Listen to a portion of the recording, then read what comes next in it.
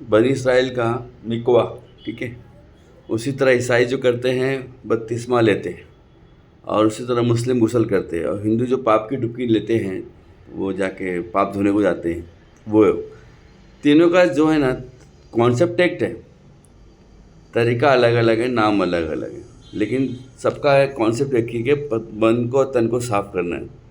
यही होता है कि अपने पाप को धोना होता है या अपने तन को मन को साफ करने का मकसद होता है, ठीक है। पहला है मिकवा। मिकवा क्या, बनी इसराइल के नहाने का और पाक होने का जरिया है, ठीक है। वो बताता हूँ किस तरह करते हो लोग। यहूदी धर्म में आध्यात्मिक रूप से पवित्र पाक होने के लिए किए जाने वाले अनुष्ठानिक स्नान को मिक्वे कहा जाता है। ये केवल शरीर को साफ करने के लिए नहीं, बल्कि आत्मा की शुद्धता और नए जीवन की शुरुआत के लिए किया जाता है। मिक्वे स्नान से जुड़े मुख्य नियम और तरीके नीचे दिए गए हैं। 1. मिक्वे क्या है? 1. प्राकृतिक जल का कुंड। मिक्वे एक विशेष स्नानघर पूल होता है। 2. जीवित जल मायिम हेयम। इस कुंड में प्राकृतिक स्रोतों जैसे बारिश का पानी, चश्मा, स्प्रिंग या बर्फ पिघलकर आया पानी होना अनिवार्य है। और 3. स्थिर पानी। नल के बहते हुए पानी को सीधे मिक्वे नहीं माना जाता। इसमें पानी का एक निश्चित हिस्सा पूरी तरह प्राकृतिक होना चाहिए। 2. ये स्नान कब और किसके लिए जरूरी है? यहूदी नियमों हलाखा के अनुसार ये स्नान मुख्य रूप से निम्नलिखित स्थितियों में किया जाता है। 1. महिलाएं मासिक धर्म के बाद। विवाहित यहूदी महिलाएं अपने मासिक धर्म पीरियड्स या बच्चे के जन्म के बाद पूरी तरह पाक होने के लिए मिक्वे में डुबकी लगाती हैं। इसके बाद ही वे अपने पति के साथ वैवाहिक संबंध बहाल कर सकती हैं। 2. यहूदी धर्म अपनाना कन्वर्शन। यदि कोई व्यक्ति गैर यहूदी से यहूदी धर्म अपनाता है, तो उसके लिए मिक्वे में स्नान करना अनिवार्य है। 3. शादी से पहले। दूल्हा और दुल्हन अपनी शादी से ठीक पहले पवित्रता के लिए मिक्वे जाते हैं। और 4. त्योहार और शबात। कई धार्मिक पुरुष आध्यात्मिक रूप से तैयार होने के लिए हर शुक्रवार, शबात से पहले या योम किपुर जैसे बड़े त्योहारों से पहले मिक्वे में डुबकी लगाते हैं।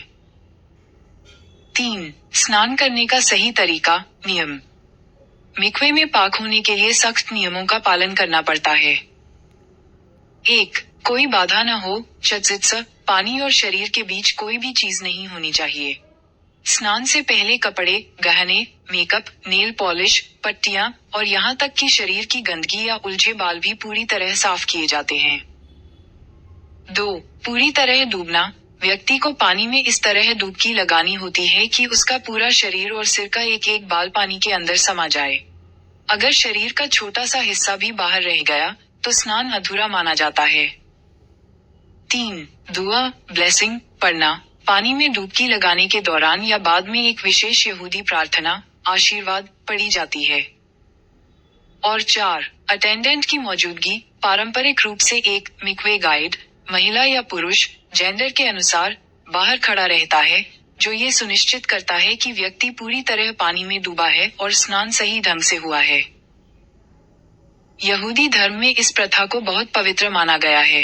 प्राचीन काल में, यदि किसी समुदाय के पास पैसे कम होते थे, तो वे सिनेगॉग, प्रार्थना स्थल, बेचने से पहले मिक्वे का निर्माण करवाते थे, क्योंकि इसे यहूदी पारिवारिक जीवन की पवित्रता का आधार माना जाता है। जिस तरह गुस्ल करते हैं ना, तो गुस्ल का भी वो कॉन्सेप्ट है, बस ये छिड़काव वाला होता है गुस्ल ये। और इस तरह पहले ये लोग क्या करते हैं कि पहले बॉडी को साफ करते हैं, साफ करने के बाद उसके बाद ये लोग डुबकी लगाते हैं। जिस तरह बपतिस्मा लेते हैं, बपतिस्मा क्या होता है, डुबकी लगाना, 3 डुबकी, ठीक है। उसका भी बताऊंगा मैं क्या कॉन्सेप्ट है। बपतिस्मा क्या होता है, उसका होने का जरिया, बपतिस्मा क्या है और क्या उसका पाक होने का जरिया का सिस्टम क्या है वो बताता हूँ। बपतिस्मा क्या होता है, बपतिस्मा होता है बैत लेना, यानी बैत क्या है, खुदा से अपने को समर्पण करना होता है। बैत मतलब होता है कि अपने पिता को, जिसने हम सबको बना के भेजा है, उसको तुम अपना समर्पण कर दो, ठीक है। तो ईसा ने कॉन्सेप्ट जो दिया था बपतिस्मा लेने का पानी से, ठीक है, तो उसने कॉन्सेप्ट ये दिया था कि बपतिस्मा दो पिता पुत्र पवित्र आत्मा के नाम से, ठीक है। पिता कौन, हम सबका बनाने वाला बाप, ठीक है। पुत्र कौन, हमारा जिस्म, पवित्र आत्मा आपका सवाल, यानी अपना तन और मन उस खुदा के हवाले को जिसने हम सबको बना के भेजा। ठीक है, उसको देने को कहा। उसने कभी नहीं कहा कि मेरे नाम से दो, मुझे दो, ठीक है। उसने कहा बपतिस्मा देना, पिता पुत्र पवित्र आत्मा के नाम से बपतिस्मा देना। रही बात है, कुछ लोगों ने उल्टा कर दिया है, उसकी बातों को अलग से घुमा दिया है, लेकिन असल जो है ना, बपतिस्मा देने को कहा था उसने पिता पुत्र पवित्र आत्मा के नाम से कहा था। नहीं, पिता बोले तो बनाने वाला बाप, पुत्र हो तो आपका जिस्म, और पवित्र आत्मा मतलब सॉल, यानी बैत लेना है। आप बैत लो, पानी से अपने आप को शुद्ध करो, क्योंकि यूहन्ना से बपतिस्मा इसने लिया था, किसने? यीशु ने लिया था। यीशु ने खुद बपतिस्मा किसी को मतलब नहीं दिया था, लेकिन बपतिस्मा जो है ना उसने यूहन्ना से लिया। क्यों लिया? ताकि मैं महान नहीं हूँ, मैं भी किसी से बपतिस्मा ले रहा हूँ, यानी मैं जिससे ले रहा हूँ, यानी मेरे पिता के नाम से मैं ले रहा हूँ, तो मैं भी अपने तन मन को साफ कर रहा हूँ, उस पिता के नाम से कर रहा हूँ, ठीक है। तो ये चीज़ होती है। अगर वो खुद अगर उसने कहा होता कि मेरे नाम से देना है, तो खुद बपतिस्मा नहीं लेता। उसने बपतिस्मा यूहन्ना से लिया, कि बैत लिया कि मेरे को तू बैत दे, खुदा के नाम से दे, पिता पुत्र पवित्र आत्मा के नाम से, कि मेरा बनाने वाला बाप है और मेरा तन है, मेरा मन है, उस खुदा के हवाले करना है। तो ये होता असल कॉन्सेप्ट है।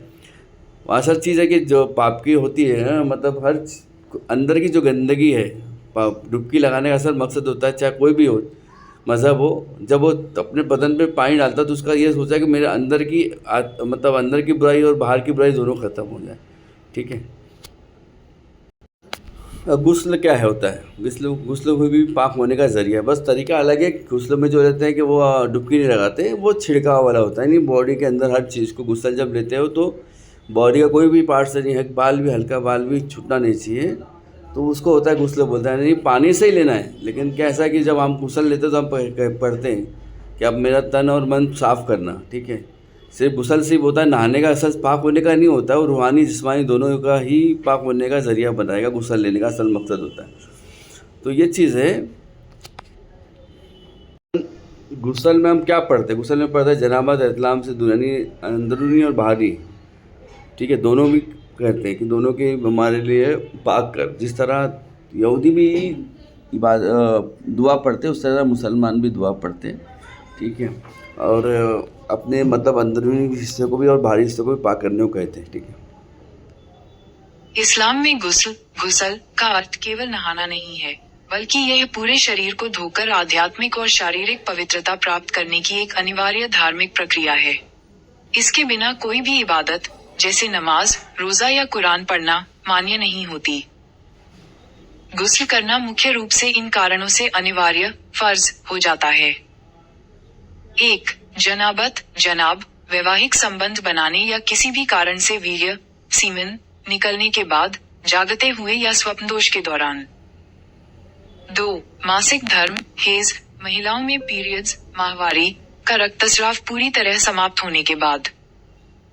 3. निफास, प्रसव, बच्चे के जन्म के बाद का रक्तस्राव बंद होने के पश्चात। और 4. मुर्दे को नहलाना, गुस्ल मायत, किसी मृत मुसलमान के शरीर को दफनाने से पहले।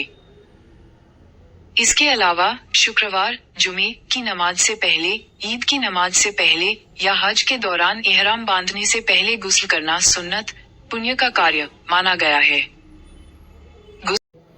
चौथा है नदी में डुबकी, पाप की डुबकी लगाना। हिंदू धर्म में के अंदर भी डुबकी लगाने का होता है कि 3 दफ़ा से 5 दफ़ा 7 दफ़ा कुछ है, 3 दफ़ा, लेकिन बहरहाल जो 3 का कॉन्सेप्ट है वो चाहे कोई हर मजहब में 3 का कॉन्सेप्ट है, यानी 3 बार डुबकी लगाना है या 3 बार गुस्ल मतलब पानी डालना अपने शरीर को। ये होता है 3 बार, मतलब कि होता असल मकसद तो 3 बार डालने का मकसद है कि हम जब पहली डुबकी लगाते हैं उसमें हमारा क्या होता है कि हम अपना तन मन उस खुदा के हवाले कर रहे हैं, ठीक है। फिर दूसरा जो डुबकी लगाता है उसमें यह होता है कि हम अपने मन को साफ़ कर रहे हैं, तुमने अंदर की गंदगी साफ़ करे। थर्ड जो डुबकी लगाने का मकसद होता है वो होता है अपनी जिस्मानी को करना, साफ़ करना, यानी 3 होता है तरीका। बपतिस्मा के हिसाब से भी बैत लेना भी होता है कि अपना तन मन और को हवाले करना खुदा के, यानी 3 होता है, यानी 3 खुदा से मतलब एक पानी का जरिया से अपने खुदा को साफ़ करने का असल चीज़ होता है, कॉन्सेप्ट है वो, ठीक है। पाप की डुबकी का अर्थ किसी धार्मिक या आध्यात्मिक पाप से मुक्ति पाने के लिए पवित्र नदी, जैसे गंगा, में लगाई जाने वाली डुबकी से है। धार्मिक मान्यताएं। नदी स्नान, हिंदू धर्म के अनुसार गंगा या अन्य पवित्र नदियों और सरोवरों में आस्था की डुबकी लगाने से व्यक्ति के जाने अनजाने में हुए पाप धुल जाते हैं और उसे मोक्ष की प्राप्ति होती है। कर्म का नियम, आध्यात्मिक गुरुओं के अनुसार मात्र पानी में डुबकी लगाने से पाप तब तक नहीं मिटते जब तक कि व्यक्ति सच्चे मन से पश्चाताप न करे और भविष्य में अच्छे कर्म पुण्य न करे। आध्यात्मिक अर्थ। शुद्धिकरण। ये कर्मकांड मन, वचन और विचारों से जाने अनजाने में हुए पापों, गलतियों को धोकर जीवन को पवित्र और सकारात्मक बनाने का प्रतीक है। ये रहा 3 डुबकी लगाते समय क्या पढ़ना है, ठीक है। उसमें होता है 3 डुबकी का कॉन्सेप्ट बता देता हूँ, ठीक है। लो, गंगा या किसी भी पवित्र नदी में पाप मुक्ति के लिए 3 डुबकी लगाते समय ओम नमो गंगाय विश्वरूपिण्य नारायणी नमो नमः या ओम गंगे च यमुने चैव गोदावरी सरस्वती नर्मदे सिंधु कावेरी जलेस्मिन सन्निधिम कुरु का उच्चारण करना चाहिए। प्रत्येक डुबकी का अपना विशेष महत्व होता है। 1. पहली डुबकी पापों के नाश और शुद्धि के लिए। 2. दूसरी डुबकी पुण्य प्राप्ति के लिए। और 3. तीसरी डुबकी आत्म कल्याण और मन की शांति के लिए।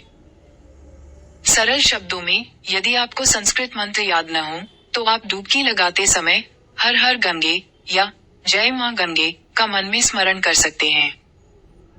नदी में उतरने से पहले जल में खड़े होकर यह प्रार्थना करें कि 7 पवित्र नदियां गंगा, यमुना, गोदावरी, सरस्वती, नर्मदा, सिंधु, कावेरी आपके इस जल में समाहित हों।